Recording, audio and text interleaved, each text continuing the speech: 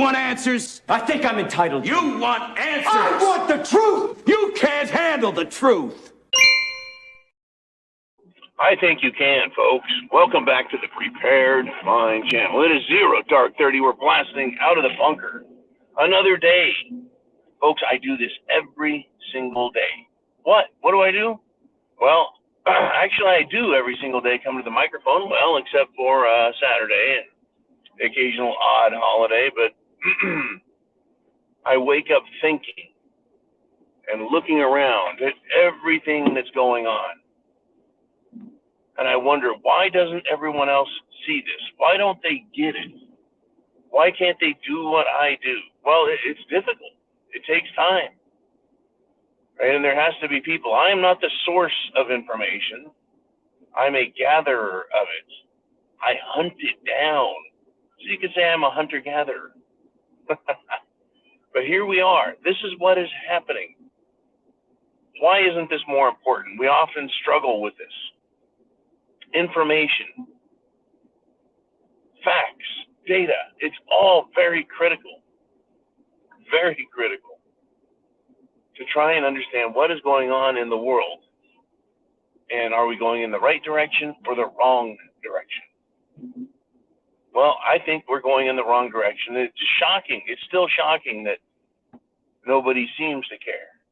Or is it that social media and mainstream media, well, they kill it.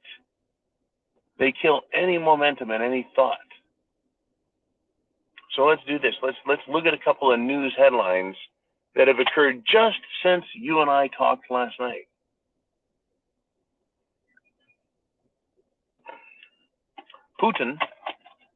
Vladimir Putin and Russia, they basically said, you know what? We're now suspending the nuclear arms treaty that we had with the United States of America. But wait, you can't do that. You signed that. You said you wouldn't. Oh, you mean kind of like NATO saying that they wouldn't push to put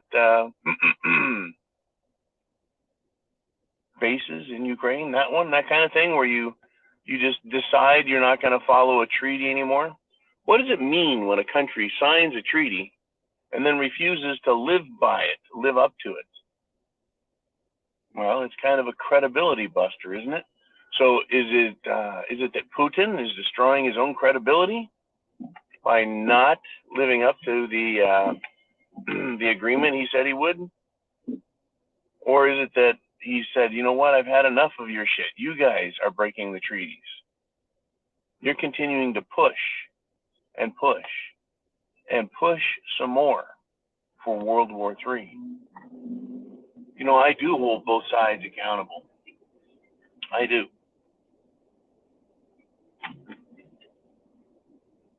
But there's not a whole lot we can do except watch and wonder, worry a little, and prepare. Now, that announcement from Putin came late yesterday, or maybe early in the morning of Russian time. But the point is that, yeah, they're going to suspend their agreements with the United States. So for everyone worried about the World Health Organization getting authority over our country, actually the country can at any point. So any treaty member, go fuck yourself. We're not going to play by your treaty. You don't own us. Sovereignty is what sovereignty is. That's always good to know. Now, why would Putin all of a sudden say this, right? We're going to go with suddenly he changed his mind. Well, maybe it's not so sudden. Maybe it's been going on for quite some time, this distrust of America, and why should we be in any treaties with them? Well, I think it's a valid question or argument to say why. Well, just yesterday, in case you missed it, and I think many people did, Putin, or rather Potato Joe, pissed off Putin, pissed off a lot of people by tacitly admitting through his bungling words that, yes, or at the very least, he called into question the narrative of the Nord Stream gas pipeline and who's responsible for it. Are you kidding me?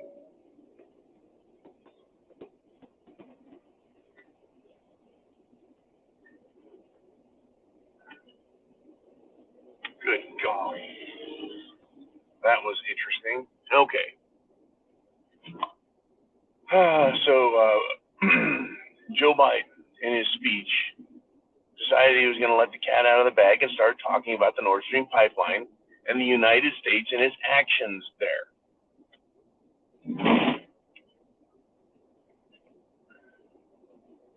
If you were the enemy of the United States of America, or rather, if you were being, let's put ourselves in Russia's position. Russia has an energy export business that helps support the country. They have two major pipelines, the Nord Stream pipelines, that head into Europe. Those pipelines are blown up, and then they are accused of blowing their own pipelines? Distrust. Who stands the most to gain? Key bono, who benefits? These are questions we ask all the time. Well, Biden benefited, and so much is stated that. And then yesterday says, yeah, we're gearing up, we're ramping up, we're participating, we're taking action, we're doing things for our national security. All but saying, yeah, we're the ones that fucking did it. So yeah, Putin's going to be like, you know what, no more arms treaty, done. And then, folks, it's not just the political leaders. It's everything. We warn people daily here, you and I. We talk about things in a rational, logical way. But we don't get a voice. We're not allowed a voice. And then this jackass, Keith Olbermann. I don't know if you remember the name. Basically, he's a has-been dweeb. He's a washed-up turd. Right? He comes out and says Fox News needs to be shut down because it represents a national security threat. A national security threat? You want a national security threat? How about Hunter Biden and his laptop? How about Hunter Biden and his biolabs and his connection to all things corrupt in Ukraine and also all things corrupt in China? You want national security? How about Joe Biden and the southern border? National security? How about Afghanistan and the way our allies have been treated? National security. Really? How about all these secret documents just lying around his fucking house for Hunter to roll up and smoke his weed in? National security. Keith Olbermann says Fox News, which is hardly conservative, with the exception of Tucker Carlson and the occasional good story by Maria Bartiromo. This is our world, folks. And yeah, every day, right, I say, really, World War III? That's where we're at. That's where we're heading, right? That's what we're taking a look at. These people are pushing it and pushing it and pushing it. They're holding the world hostage with their ideas, and they're holding the world hostage with war and making us either accept their ideas or suffer the consequences. Why do we prep? What's the point of prepping? The prepping is to put you in a position where you don't have to acquiesce to their demands. That's why they don't like you. That's why they don't like prepping. That's why they don't like free speech. That's why they don't like the Second Amendment. All of these things are prophylactic against tyrants. And the tyrant, folks, hates. It hates an alternative voice. It hates individual capacity to make an argument against it. And it certainly hates the individual ability and the collective ability to fight back. And folks, get this. Inasmuch as any nation has the sovereign right to withdraw from a treaty, right? We, the people, are the sovereigns of America, and we have a right to dissolve the Union. Not through some lengthy 10-year fucking process that requires approval and everyone's fucking permission, including the government. It doesn't work that way.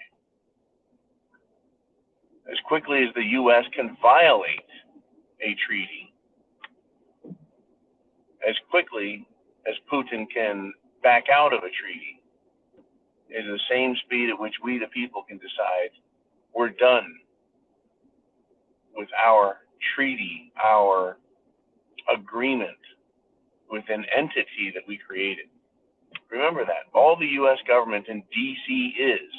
is a political entity. Without us, it does not exist. It can't exist. Without everyone supporting it, it cannot exist. So what is it?